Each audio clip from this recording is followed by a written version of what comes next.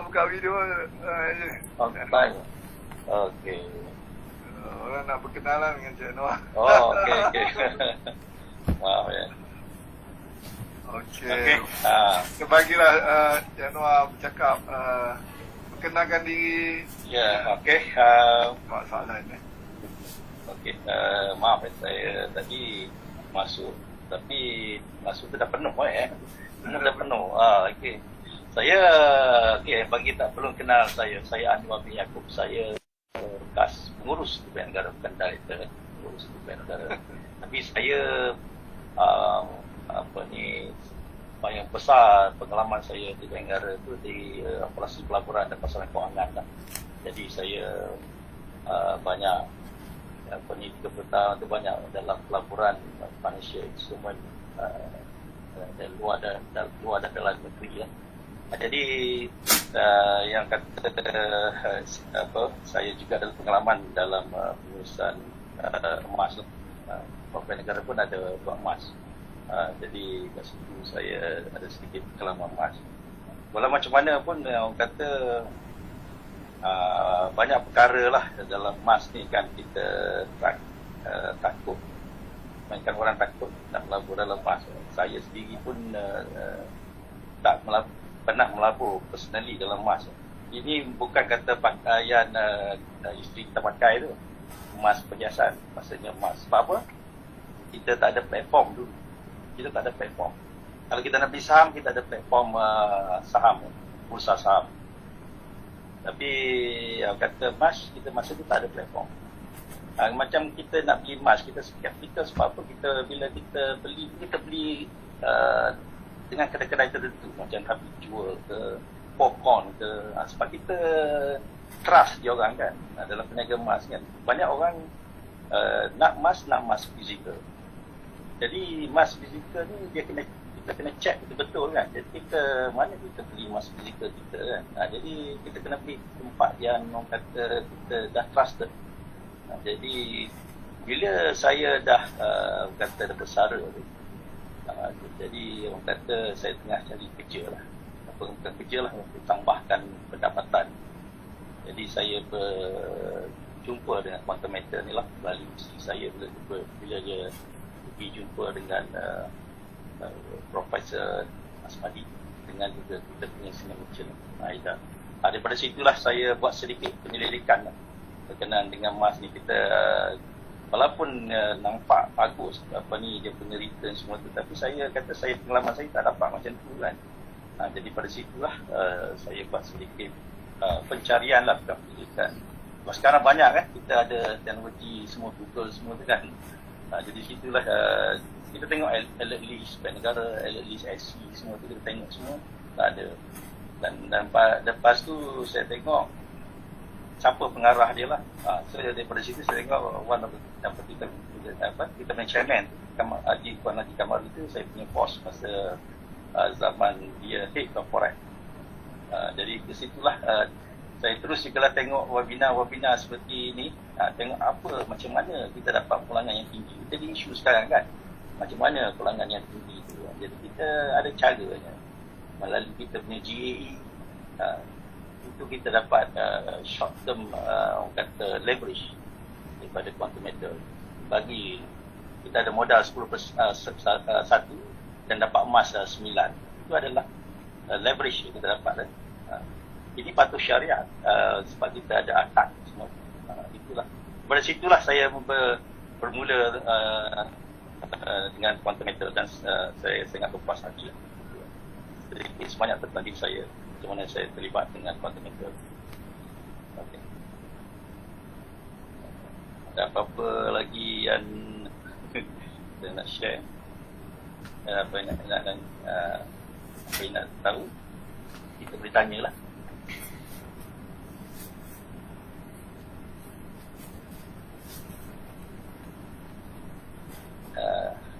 Okey. Dah berkenalan dengan Tuan Anwar. Saya salah director, manager.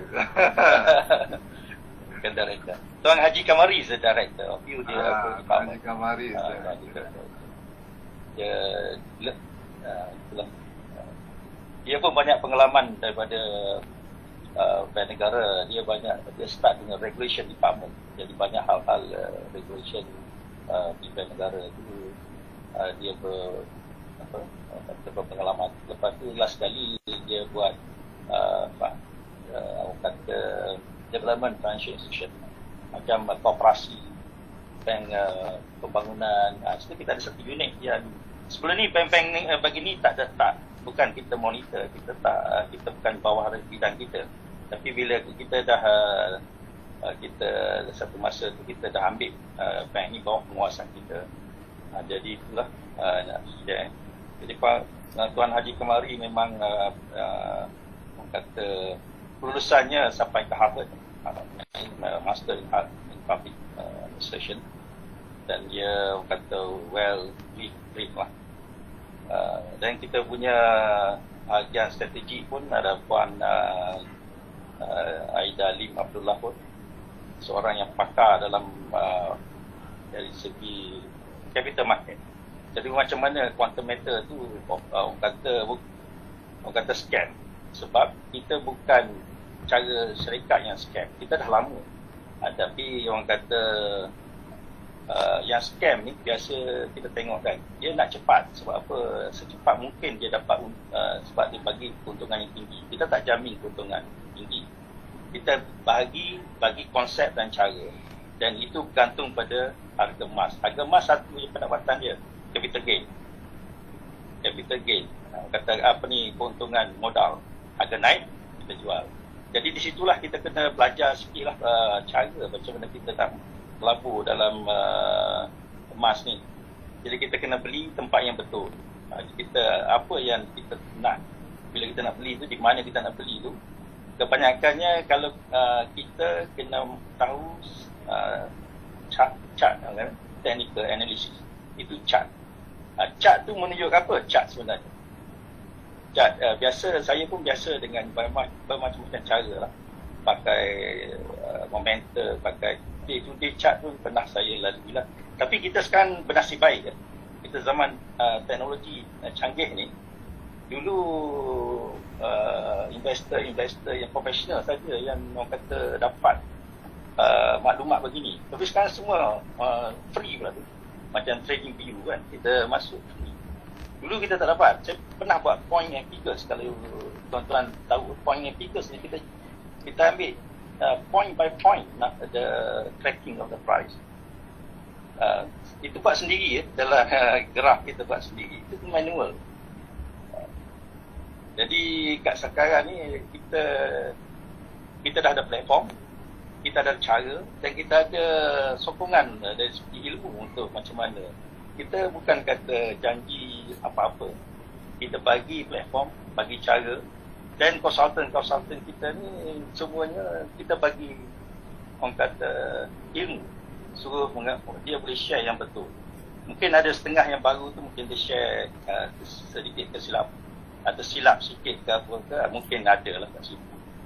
Jadi kalau dia melalui webinar orang-orang yang dah berpengalaman macam Dr.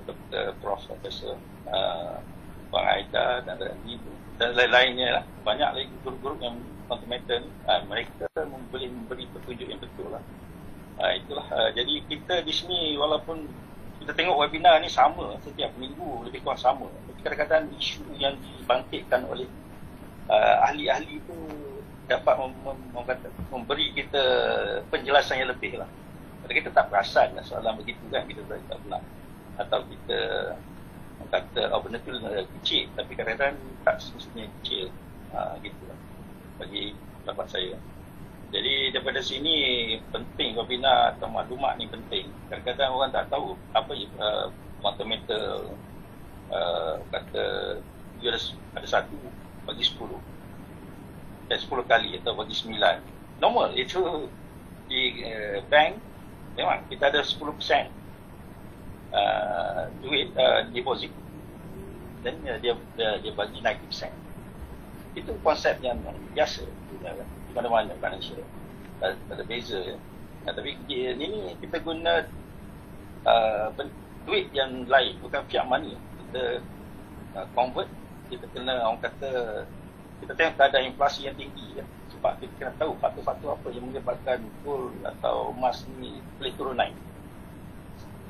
Kita kena tahu sebab apa, dia pair dengan US dollar. So US dollar is the punya orang kata faktor yang mendorong yang utama lah.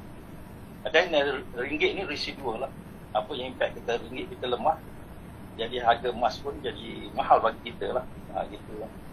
Tapi the main is US dollar. Sekarang kita tengok kan, track tengah aggressively orang kata try to curb dia punya inflation tinggi sampai 9%, 9.1. Apa dia punya target Fed Reserve punya target 2%. Tengok jauh tu kan, jauh. Jadi itu yang apa inflation tinggi, tapi Fed try nak imbangkan, nak menurunkan, itu menyebabkan gold tak naik yang sepatutnya lah. Yang naiknya US dollar. Bila US dollar naik, emas turun. Itu kita kena ada dalam ni, kita kena ada holding power, kena ada lah. Itulah sedikit pengalaman daripada saya.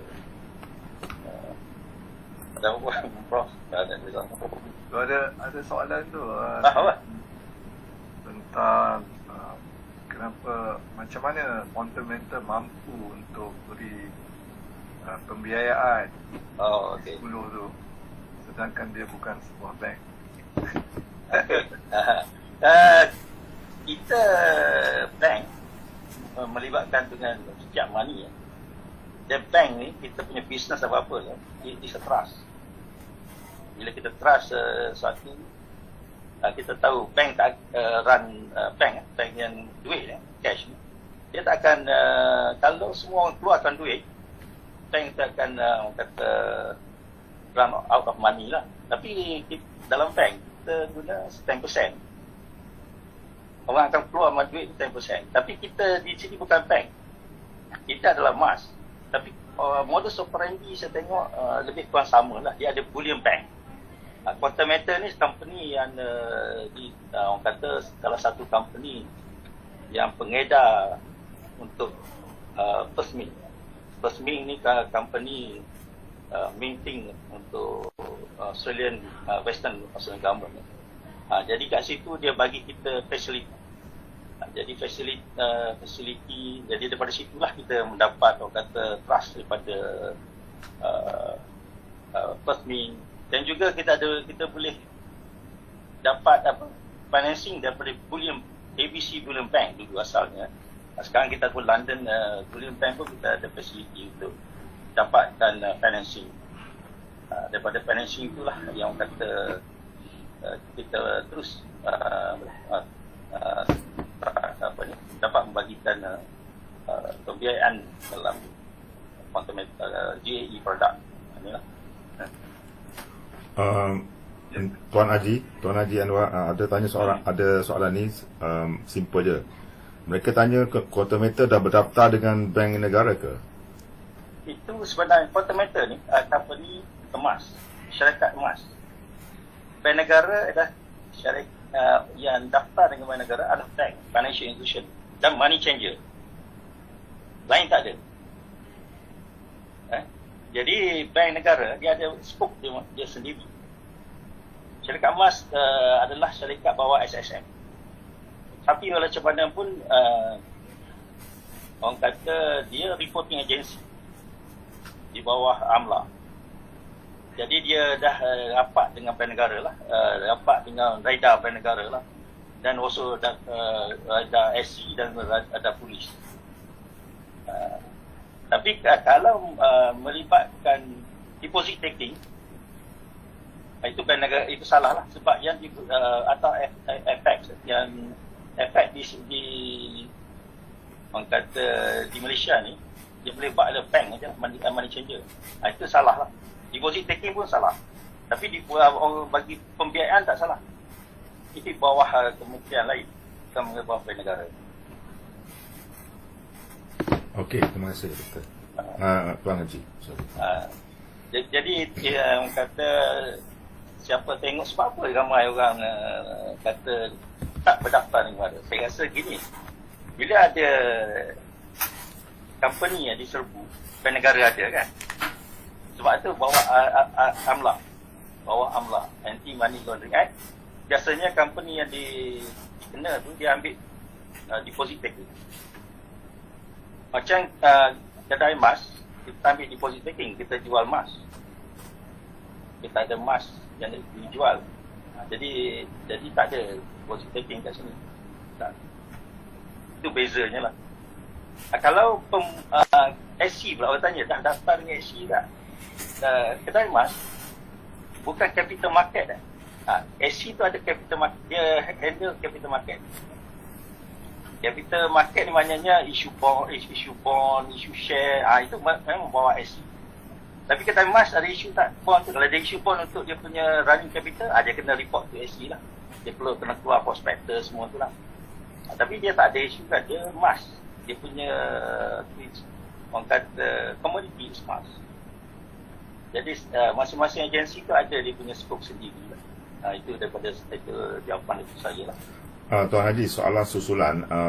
Sebuah kedai emas yang berdaftar dengan AMLA dengan ACFA ni, apakah maksudnya mereka perlu kena beri update kepada Bank Negara atau macam mana?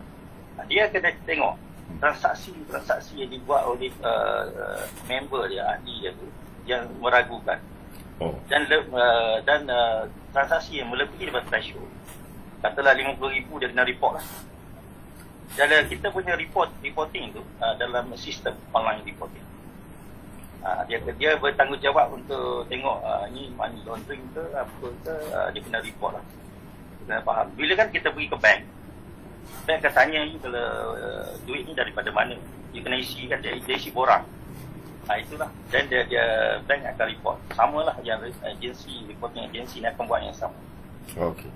Maknanya pihak kedai emas ataupun pihak kontometer yang perlu memberikan maklumat seandainya ada sesuatu yang mencurigakan. Mencurigakan, yes. Itu wajib. Sebab dia ada bawah kategori kedai emas, ada orang kata casino pun kena. Dia kena report. Tempat yang itulah, tempat yang boleh kita launder money kan. Masa duit. Apa lagi Saya rasa ini peluang baik ni. Sesiapa yang ada soalan yang selalu yang orang-orang yang buat fitnah di luar sana, memang bagus ni soalan-soalan beri kepada Tuan Haji ni. Siapa yang ada soalan lain lagi? Ada soalan pasal ni. Dah jumpa CEO ISRA.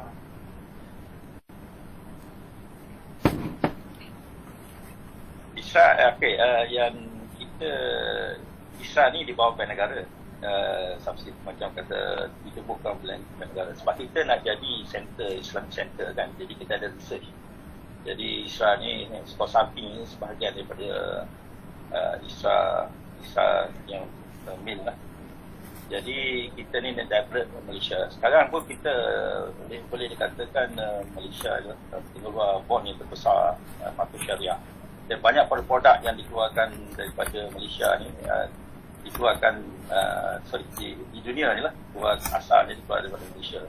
Bila saya bekerja di Bank Negara tahun 80 lebih kan, tak ada satu produk je dulu. GIC, Gold Investment Government Investment Certificate. Sekarang dah macam-macam, ada macam-macam konsep. Dulu apa ni, tak silap saya, konsep yang paling baik batu mai ajil. Sekarang dah masuk konsep. International pun kita dah suku international kita buat, dan konsep kita yang kata tawaruk, kata komoditi merabah, di mana SC pun dah buka platform untuk kita buat trading. Itu bukan mudah. Orang kata kita panjang masa kita nak develop kan. Islamic market ni baru berbanding profesional lah. So kita buat improvement daripada masa ke masa. Jadi ISRA memain peranan penting research lah. Dan salah satu yang ISRA Consulting yang dia mengesahkan halal haram produk kita lah. Bila dia dapat daripada announcement daripada ISRA, itu memang kita dah memenuhi keseluruhan guideline yang disediakan lah. Mula-mula betul lah, mungkin masa tu Isra yang utama. Lepas sekarang dah banyak company-company dan yang boleh memberi orang kata halal punya atau syarat compliance. Sebab itu development kita start dengan Universiti Islam. Daripada situ kita dah keluarkan banyak pakar-pakar syariah. Daripada situ kita bukan kata timbul macam tu, kita ada usaha-usaha pembangunan daripada financial market semua ni. Dan goal tak ada, kita tak, sebelum tak ada orang buat syariah semua kan. Kita kata goal beli fizikal okey lah. Tapi dengan teknologi digital sekarang kita nak tahu kan, nak tahu betul tak ada goal. Jadi Isra telah membuat audit untuk, kita dah gunakan Isra untuk audit semua kita punya produk tu. Adakah kita patut syarah, dan dia ada patut syarah ketiga-tiganya. Sekarang GSA yang tinggal sekarang satu GSA, dan sekarang Tawafuk telah kita guna Tawafuk untuk dua produk lagi, JE dengan DCA.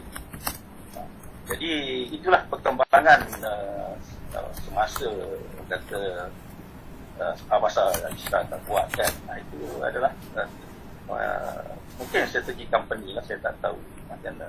Sebab kos, melibatkan kos, kita nak bayar. Atau tak tahu, saya jangan kata ikut saya kos yang mana, saya tak tahu itu. Tapi sekarang kita ada choice. Kita dah develop, kita ada choice.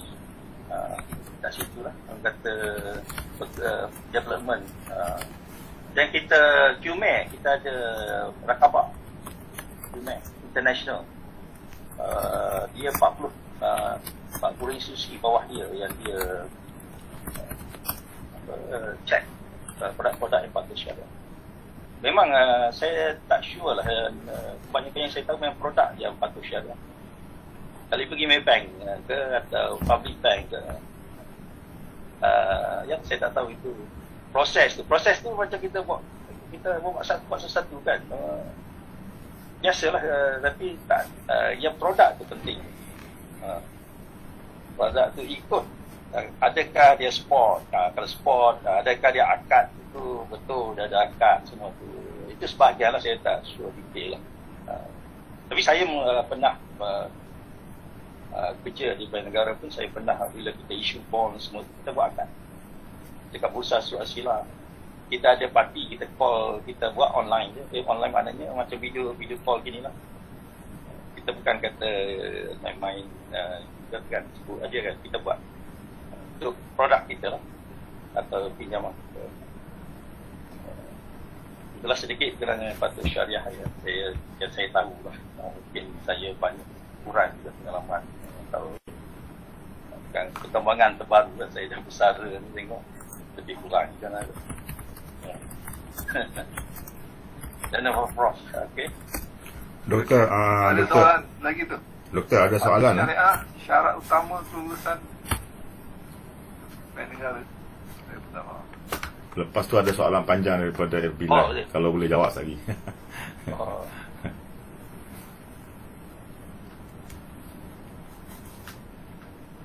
Itu kita orang kata dengan first meal tu kita tak, bukan syarat, kita tak ada rasa, tak ada rasa itu bukan nak kata akad kita yang akad pembiayaan you buat kat sini JE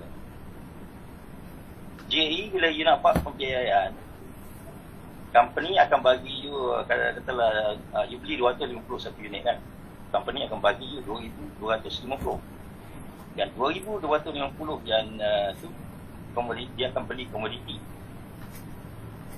dan campur dengan proceed yang kita kena fee tu. Jadi 225 campur fee kan setahun. Di situ kita buat akad jual beli lah. Dan lepas tu at the same time kita akan jual balik kepada bursa dengan harga kos. Itu komoditi murabahah transaksi. Jadi bahagian yang orang kata overdraft dari first meal tu, saya rasa itu bahagian tu tak termasuk.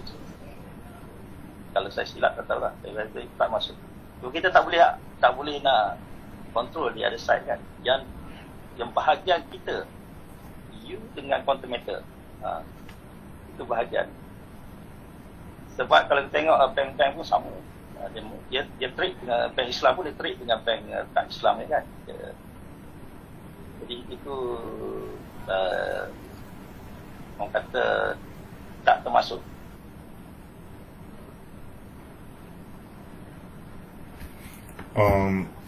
Rasanya soalan ni tadi dia rujuk kepada apa yang Dr. Asmadi terangkan berkaitan dengan apa tu, bullion bank semua tu. Soalan yang terakhir. Panjang soalan dia. Sebab dia dah tulis 2 kali dalam Facebook Live, jadi saya pun rasa nak kena tanyalah. Itu kita kata dari segi patuh syariah, sebenarnya kita kena tanya apa orang yang dah beri, kita dah beri authority kepada Tawafuk Consultancy untuk melihat semua aspek ni sama ada patuh syariah. Kalau kita tengok secara detail lah kebanyakan bank pun tidak patuh syariah. Kalau kita halus betul-betul, kebanyakan insurans takaful pun tak patuh syariah. Kalau kita nak betul-betul 100%, memang tak. Sebab contohnya takaful, dia punya backbone belakang dia adalah company yang bukan konvensional juga. Sebab itulah bila kita kata first main, lepas bagi overdraft facilities, lepas tu pergi dekat apa panggil overdraft itu kita kena tengok dari segi ulama' tengok macam mana. Sebab itu kita kena tengok dari segi overview dia macam mana. Alright. Mungkin Cik Anwar nak explain lagi. Saya pun kurang itu, tapi saya tahu macam syarah compliance ni ada di detail list. Dia boleh panggil Tawafuk untuk beri penerangan lah. Contohnya macam setengah company kita tengok macam company tu macam Islam kan, Islamik kan, tapi dia bukan Islamic counter. Sebab apa? Dia ada pinjaman lebih daripada 30%. Kalau lebih daripada 30% tak Islamik. Kita tengok katalah contoh, kata tenaga, jangan pukul saya, tenaga dia tak tahu dia Islamik tak, katalah kalau dia lebih daripada 30% memang tak Islamik, tak. Itu requirement. Although kita kata dia terlibat dengan benda pinjaman yang kata tak patut syariah, tetapi kalau dia kurang daripada certain level, syariah dia boleh terima. Itu contoh lah katalah company mana kita kata dia macam syariah company, tapi ada item yang dia tak boleh, menyebabkan dia tak boleh patuh boleh syarah compliance punya asset. Tak boleh. Kita tengok, kita nampak senang kan, kata itulah dia ada list dia, panjang list dia lah, nak dia orang kena beritahu lah list kita. Kalau you baca macam untuk gold, you baca AUF standard, countermeasure standard, memenuhi standard AUF. Dan Isra dah kata patuh syariah kan, authority, orang yang punya authority, kita tak ada, kita tak tahu list yang panjang tu. Bila dia dapat halal, kata Jakin kata halal, kita kata halal lah, kita kan. Jangan kita tengok orang pakai tudung makan, kita kata halal, tak. Tapi orang kita pergi kan bila tengok ramai orang Melayu makan ni kan, tentu halal. Walaupun ya betul, saya rasa kerana mereka ada yang kita panggil yang beri fitnah lah, mereka cuba mengorek kerana mereka nak mereka dah ada idea macam nak kata scam, jadi mereka pun carilah kononnya ini itulah. Jadi apa bagi pun tak percaya. Even contoh ada soalan ni, kita bagi contoh, ini tengok bekas pengarah bank ini pun dah join countermeasure, mereka tak endahnya. Jadi begitulah. Apa kita cakap pun mereka takkan kisahnya. Begitulah. Ya, betul. Tapi itulah kadang-kadang dia tak kata tak sedidik dengan detail lah. Dia terus kata, dia tengok yang lepas kan, lepas kalau gini scam, Ya. Saya pun kata return 100%. Tak mungkin saya kata 6% tak cantik kan. Tapi ada cara dia lah. Ada cara dia menggunakan gold kita banyak cara. GAE kita kalau kena price yang rendah, kita boleh 100%. Modal 1,000 kita dapat untung 1,000. Dan pernah orang kata saya tak pernah dapat lah, tapi yang 50% tu dapat. 50% untung kan? Itu usaha kita sendiri ya. Itu usaha kita sendiri ya. Sebab kita pakai stages kan, ada stages dah banyak lah, ada stages rugi, ada. Saya pun rugi. Ada yang rugi, ada yang untung. Gitu. Jadi bila kita jual beli itu dibenarkan, tapi kita orang kata riba tu memang riba. Actually dia sama lah macam platform orang jual beli saham, sama je, dia platform je. Kita platform je, sediakan platform. Itu ada orang yang tanya tu, apa pandangan Tuan Haji dengan skim-skim emas scam yang sebelum ni? Yang saya tengok skim, saya tak pernah kena scam lah, nasib baik lah. Sebab kita di bank negara ni regulator, kita tak boleh buat pinjaman loan dengan bank tu tak boleh buat, tak boleh. Kita very discreet. Yang ni untuk pegang beli emas untuk jangka pendek JE pun yang saya tahu orang bank negara tak boleh. Kita tak pernah. Kalau you tak payah jual ke orang bank negara dia. Orang IC pun sama. Pencen dulu. Atau pencen dulu. Jadi okey, orang kata scam ni biasa dia orang kata dia punya modus operandi cepat. Dia nak cepat, secepat mungkin. Jadi bila secepat mungkin maknanya dia guna orang selebriti, apa macam-macam lah, orang yang kenal kan, boleh tarik kita cepat. Dan dia janji yang penting sekali, dia janji keuntungan pulangan balik tu amat tinggi lah. Sekarang constant. Dia janji.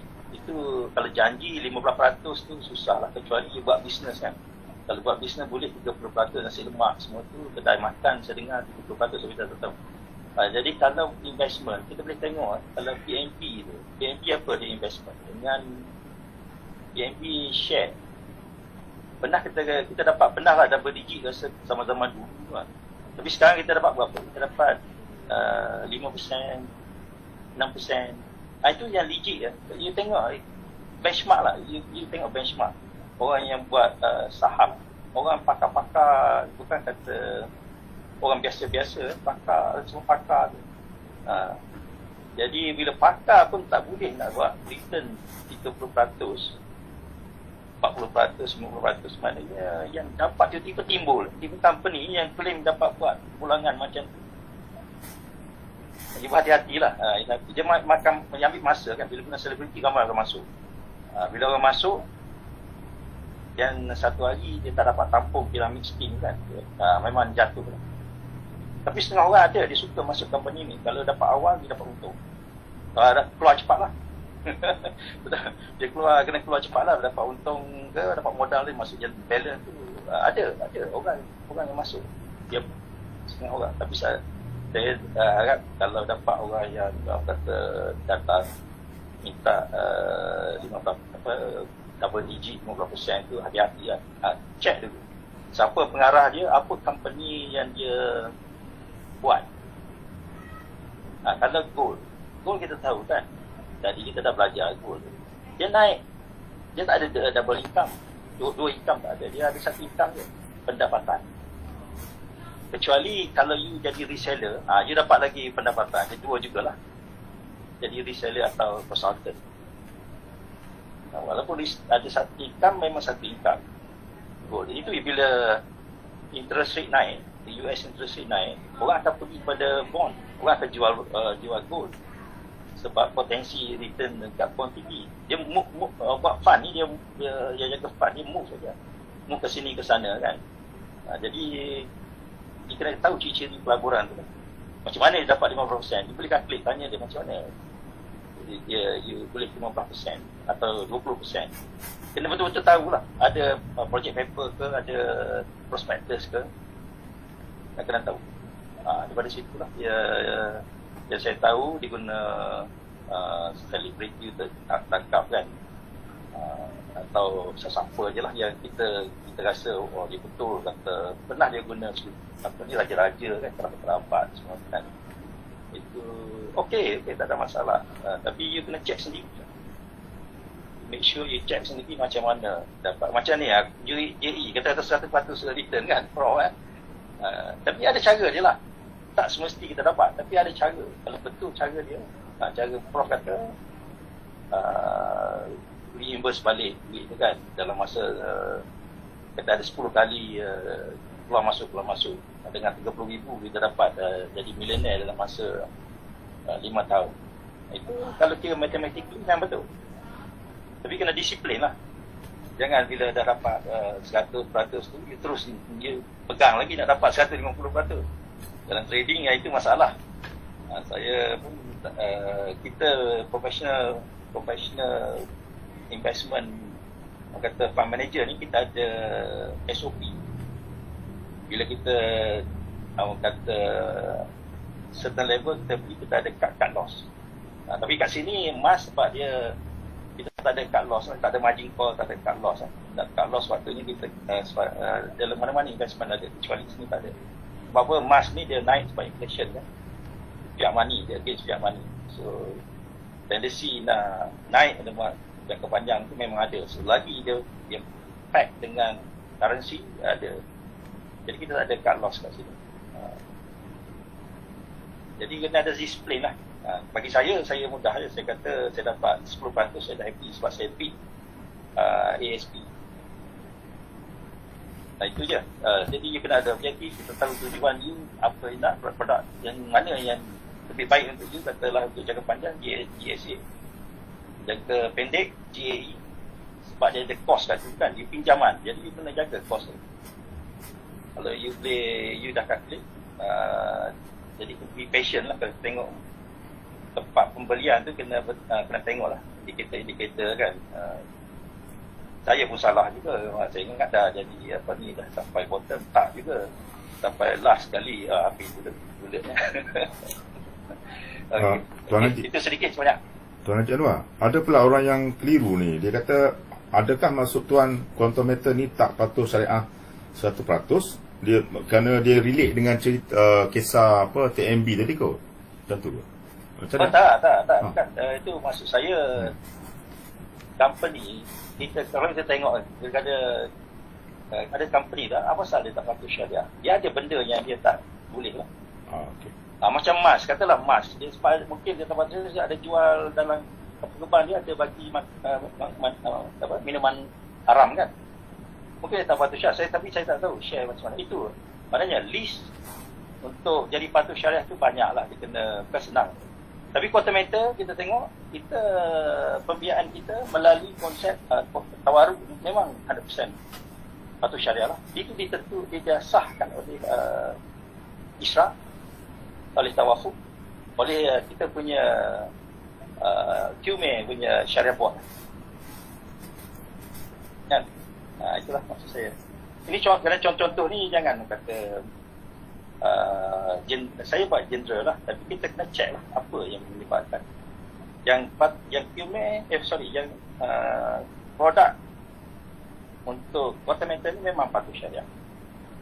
Bukan sebarangan kita buat lah oleh third party. Bukan claim oleh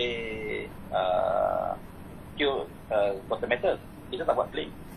Orang lain yang buat audit, mengesahkan, orang yang berautoriti. Itu contoh. Saya bagi contoh tadi, tunjukkan macam mana susah nak jadi secara compliant ni. Bukan senang.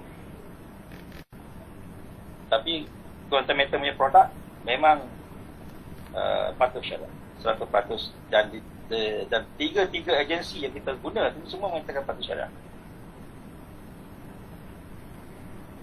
Okey, ada soalan lagi. Apa pendapat Tuan dengan tukaran USD versus ringgit? Adakah akan cecah RM5? Ketika ini pastinya harga emas akan melambung sebab tukaran wang tadi. Dia berkata pada US, bukan ringgit. Emas Sebab emas ni pair dia dengan US dollar. Dia pakai yang kata SAU against US dollar. So apa-apa yang berlaku di US dollar itu akan menyebabkan yang akan impact harga emas lah. Bukan ringgit. Ringgit itu residual.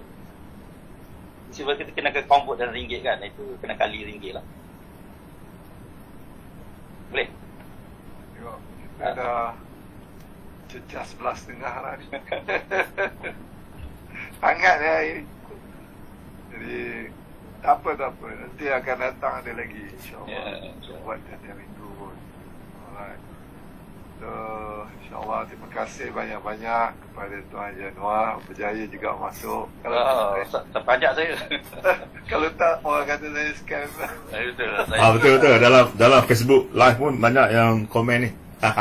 Mana dia Tuan Haji Anwar? Saya pun risau kat tadi. Okey, alhamdulillah. Terima kasih banyak kepada semua yang hadir secara Facebook Live dan juga dalam Zoom ini. InsyaAllah ada kesempatan kita jumpa lagi. Cuma kita kena berfikir secara rasional. Ya. Dari segi patuh syariah, kita ada body yang check itu. Ya. Walaupun kita mungkin ustaz, tapi kalau kita tidak akses kepada fakta-fakta dalam syarikat itu, janganlah bagi komen. Ada yang dia kata dia pernah jadi Aufi punya ni, tapi dia tak tahu apa-apa tentang fundamental, dia bagi ulasan. Saya rasa itu tidak sesuai. Ya. Kita kena check dulu apa yang kita tulis tu akan mengganggu orang ke atau tidak. Ya. Sebab kita ada tanggungjawab dengan ilmu kita. Ya. InsyaAllah. Jadi kalau kita memang betul-betul buat siasatan, pergi check benda satu betul tak dia allocated, betul tak. Kalau kita hanya mungkin dan betul lah. Cara bukan orang yang ada title doktor pun buat macam tu, saya Allah Allah. Okey, itu saja untuk malam ini. Wabillahi taufiq wal hidayah. Wassalamualaikum warahmatullahi wabarakatuh. Assalamualaikum.